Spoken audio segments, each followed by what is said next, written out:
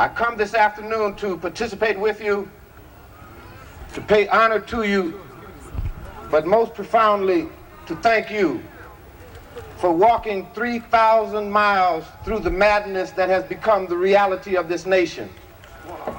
And I understand, and I thank you for not only dramatizing the history of oppression and genocide, broken promises and broken treaties of the Red people, but also dramatizing the oppressive conditions under which blacks, browns, red, yellow, and millions of whites live in this country.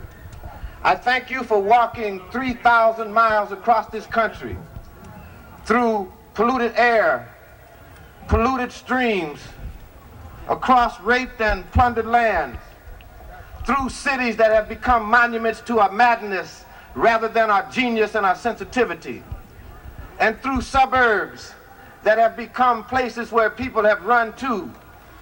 I thank you very much for being here, making not a political statement, but a spiritual statement that has critical political ramifications. For it is my belief that a nation that is incapable of embracing humanistic values is a nation not worthy of saving.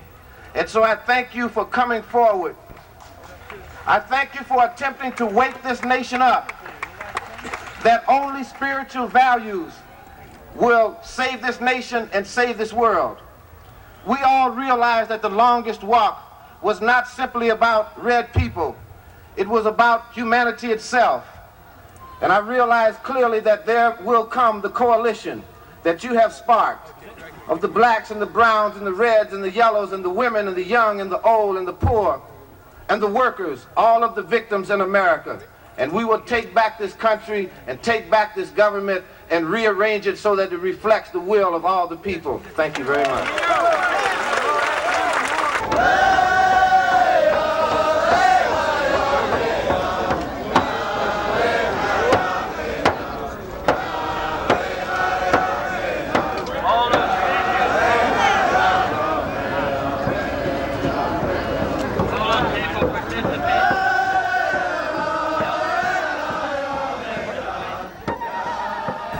Everyone has red blood, but everyone was not made out of the red clay of Americas. Only the Indian people here are the original people of Americas. Our roots are planted deep in the soils of America. We are the only people that have continued with the oldest religion in this country. We are the people that still yet speaks the language that was given to us by the Creator. Our religion has survived, our language has survived. Long before this building was built, our ancestors walked and talked the language that I talk today. And I hope to see my Indian people continue to live long after this building crumbles. I used to hear Uncle, I used to hear Grandpa sit around and tell me about their day in Washington, that they had went to Washington at one time or another. And this type of thing went on for years and years. We wrote letters to the Bureau of Indian Affairs, and we never got no answer. We went to the local Indian agents and knocked on the door, and the secretary told us that he was not in. They told us to come back some other day. These are the kind of answers that we had been getting. I'm sorry, he doesn't have time. All this, us Indian people are familiar with. There's not a single tribe within the sound of my voice that doesn't know what I'm talking about. And we went through all this, and we never got an answer until these young people. I talk for them. I protect them. Anytime somebody runs down these young people, I'm ready to stand up and speak for them. No matter how they're pointed out, no matter who they are, they draw the attention of the American people. They brought pride back to the Indian people. The president would not meet with our chiefs to talk about the killing of Indian people. Instead, he would go to benefit dinners for his campaign. And I believe that's the same thing that we are up against here, as we travel thousands of miles only to learn that the president is Germany, talking about human rights. So it just shows that he doesn't care. And the reason for this is because the people in this country don't care. You know, during the Vietnam War, we've seen tens of thousands of people in this very spot protesting against the killing of people in Vietnam. Where are they when we talk about the killing of Indian people in this country? I was astounded that the Secretary of State could go around the world, that the Vice President of the United States and the President of the United States would have the nerve to talk about human rights when we are the last country in the world, the very last country in the world to give up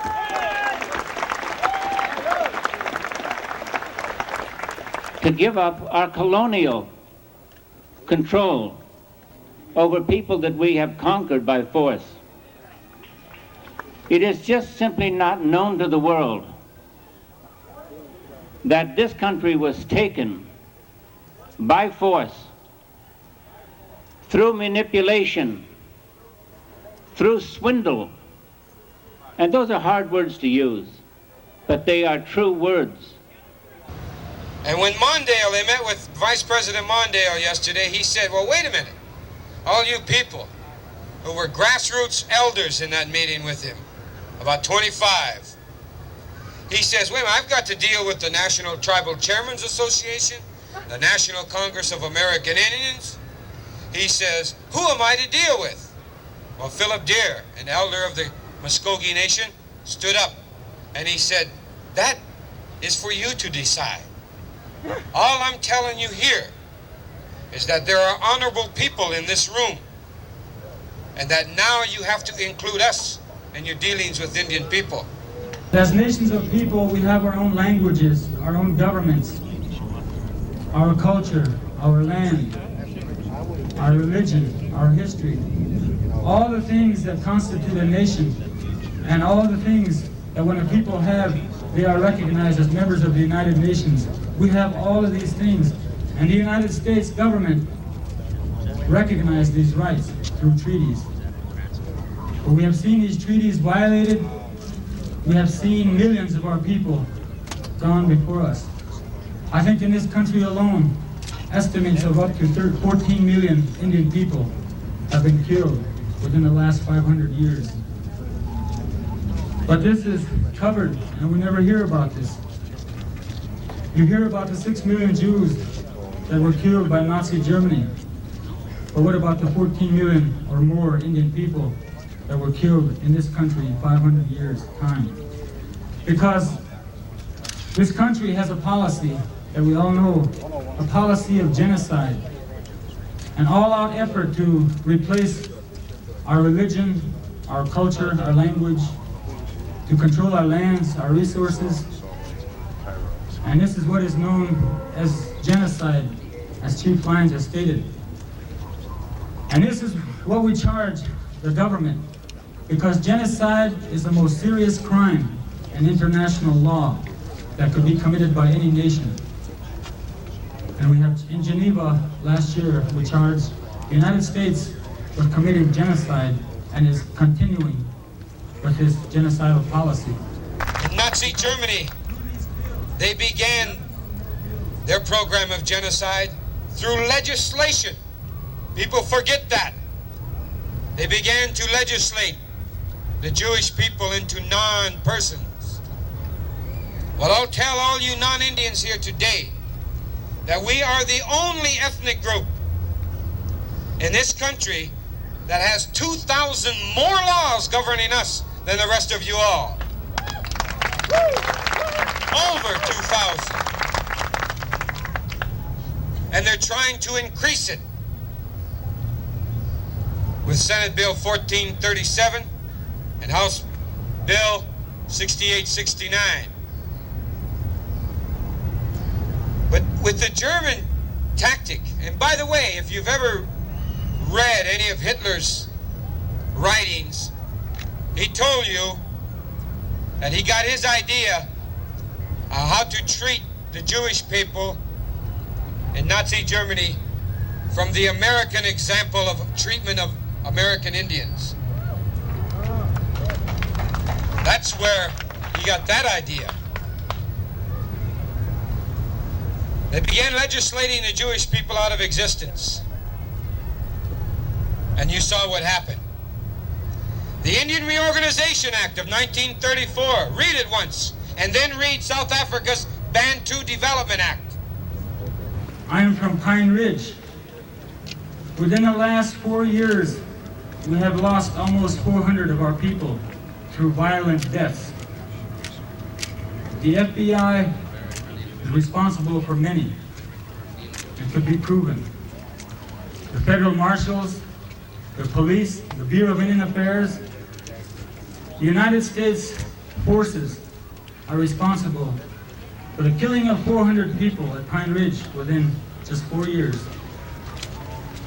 Now, this is what goes on all across Indian country, and every Indian reservation across this country. People are continuing to be killed.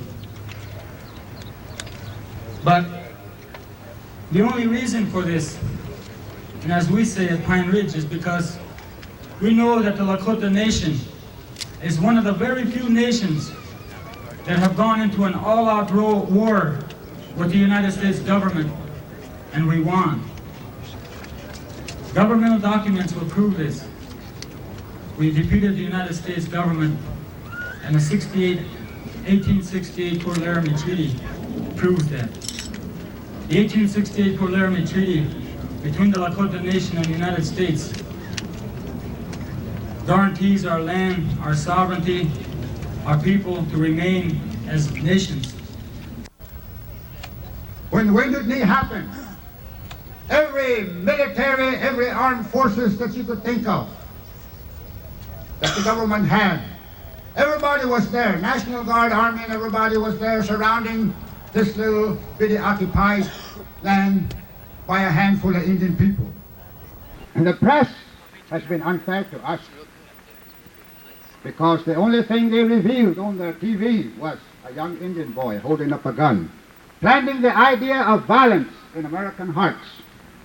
And to this day, when you hear about Indian movements, everyone immediately thinks about violence. Everyone immediately thinks about that picture they saw in the newspaper. There were reasons for it. Rather than finding out what was happening there, you better find out the causes of those actions. How come the Indian people are walking like this? How come there had to be a Wounded Knee? That's why we've had Alcatraz, Pitt River, many other movements that you have seen and heard about. You better stop and check and see the causes of these movements. We have much to learn from the Indian. You have much to teach us. And I hope that you will never stop in your perseverance. You have to tell us what is right. You have to tell us the way to go. Because we've lost our way. And the sense of the hoop and all its implications comes back to us. We are just beginning, like children, to crawl along and to know what the Indian knew 50,000 years ago, that he was part of the hoop, that he was part of the system of nature, that he was an integral part of this cycle, this hoop, this circle. And it's come full round. We have misused nature, and now nature is misusing us. And the Indian has much to teach us in respect to the nature of life itself. The truth is hidden in the universities. That's why they don't know nothing about Indians. When they see me walking down the street, we hear that old familiar sound. We got a lot of tribes in here. Any of y'all don't know, you talk to them, you ask them if their tribe make that kind of sound. None of the tribes here makes that kind of a sound. So where did you learn it? John Wayne movies, of course. The police brutality that goes on in my local town is the same everywhere else. A lot of times we've seen this for years and years. We lived with this. Somebody going down the highways of the reservations, going down the reservation roads, some young Indian boy would get run over by some racist rancher. There was no investigations of any kind. To the world, he was just another dead Indian. Many of our Indian people who lived out on reservations, when the reservations began to shrink to just a small area there, Indian people could not live and make a living on these reservations. So it was not a matter of their choice, but because of necessity in life, many of our Indian people had to move to large cities, Chicago, New York, Los Angeles, all over this country. Our Indian people began to move out of reservations and go into the large urban areas because of the needs that they had, because of the families that they had that could not be fed properly on the reservations. They could not meet their needs there on the reservations no more. Their buffaloes was all gone. Their deers was all gone. Their fishing rights were taken over. Somebody else took it over. So our Indian people, they began to move into the cities. While moving into the cities, they felt the pains of discrimination. They went to the employment office. They went to different places where they could apply for jobs. They were turned down. They were told that the jobs were filled, or they were told to come back some other time. We'll take your applications. You come back some other time. They were badly discriminated against, not because they were alcoholics. It was not because they were ex-convicts. It was because of their color that they were denied these jobs. So our Indian people that moved into the urban areas, they had to walk the streets of New York City. They had to walk the streets of Chicago, Washington D.C, with their heads hanging down in shame because they were Indians. But I tell you today, those days are over. We have forgotten in a short time that when the first people landed on our shores, they could not survive. Even the Pilgrims could not survive. The Indians showed them a way of survival. We taught them how to live. We taught them how to plant corn. That corn was a tree of life for us. We showed them that this is life here in America, and they survived. Not too many years afterwards, farm agents come to our house and try to tell us how to farm. Not too many years afterwards, they begin to tell us how to live. They begin to tell us that our religion was wrong. Our way of life was no good. This is not the agreements that we made. This is not the treaties that we made with the U.S. government or any other country. We agreed that we would remain as independent nations. We would be sovereign people. It was understood that these people, the new people who were seeking freedom, can have their freedom and share the same soils here with us. We had enough room for these people because we lived by an understood law. A law that we had for thousands of years. We had an unchanging government. The law of love, peace, and respect no man-made laws will ever take the place of it. Their greed, we have seen it. Many of our people have died. Many of our people were massacred because of wanting more land. We gave them land through treaties. We gave and we gave, and we have no more to give today.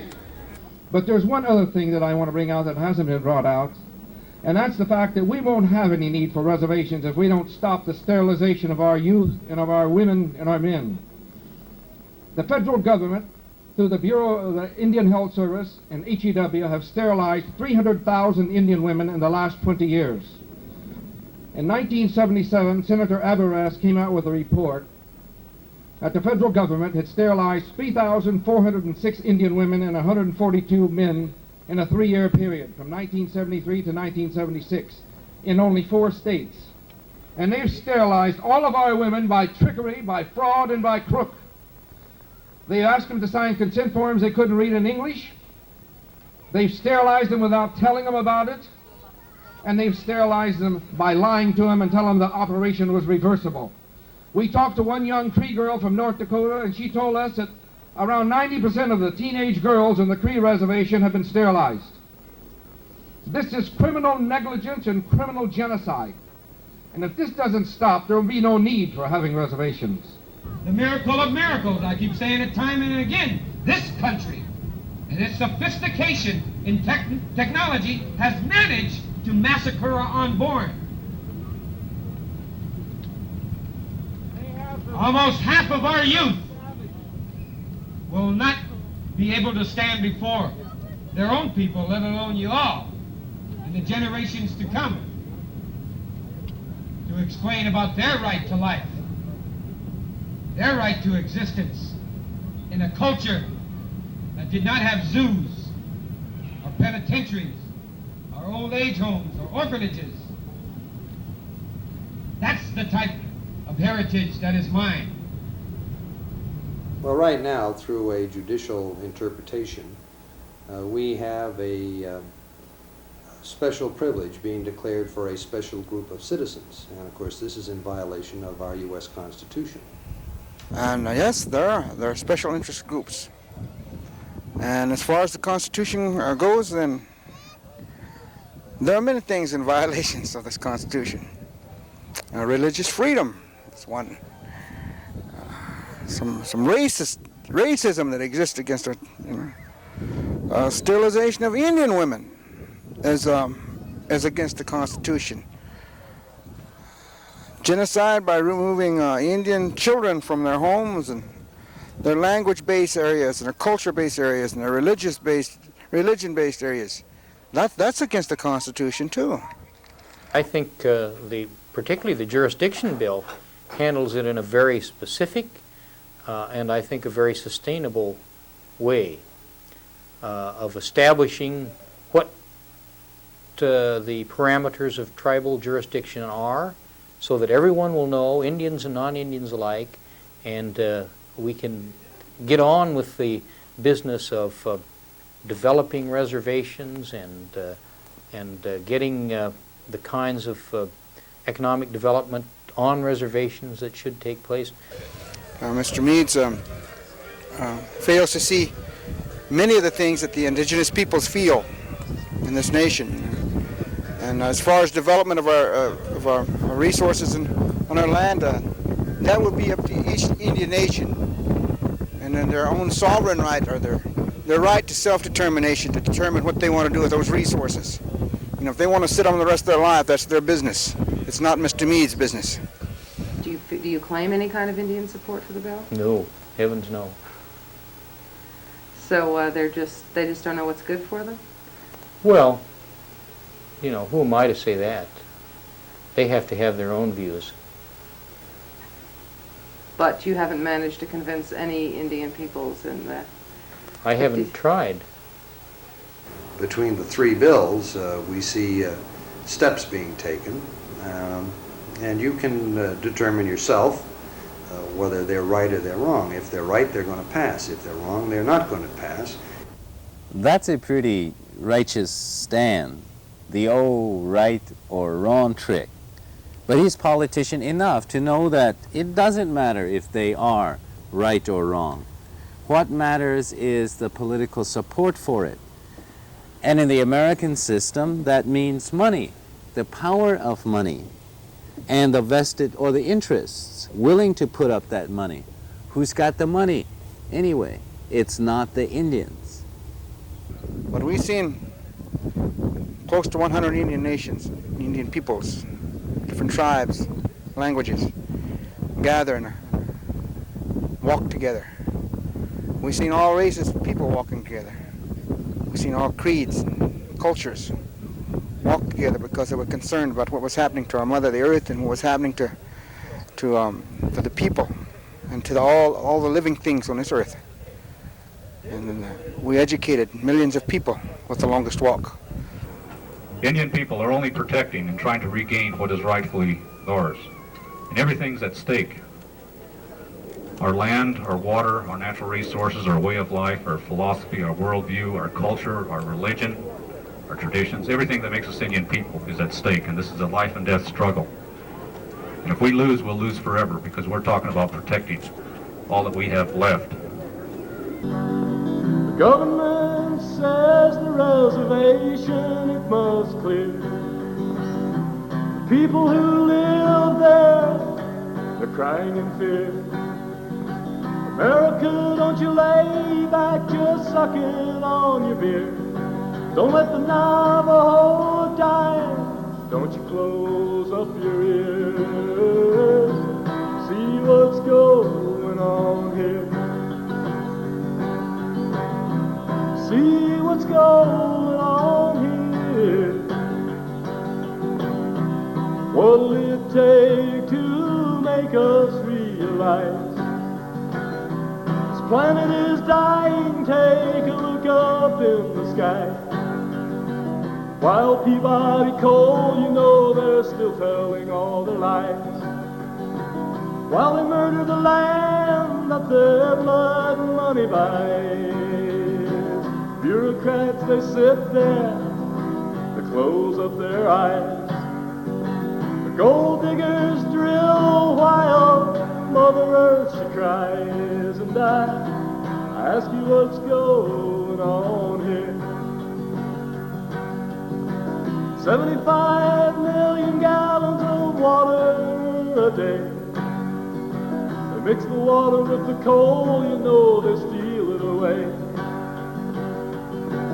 Ask them what they're doing, and they'll say that it's okay. It's okay, 'cause the red man is gonna pay. And I ask you what's going on here. 8,500, it's the number that they chose to destroy the homes of the old Navajo. Leave the reservation, they say all of them must go. And just where they're going, not all of them know. Their new homes insist that the water is gonna flow. Turn them into honkies, Lord, all of us know. We know what's going on here. America, don't you sit by, don't you let the Navajo die. Lift your hearts to the sky, fly.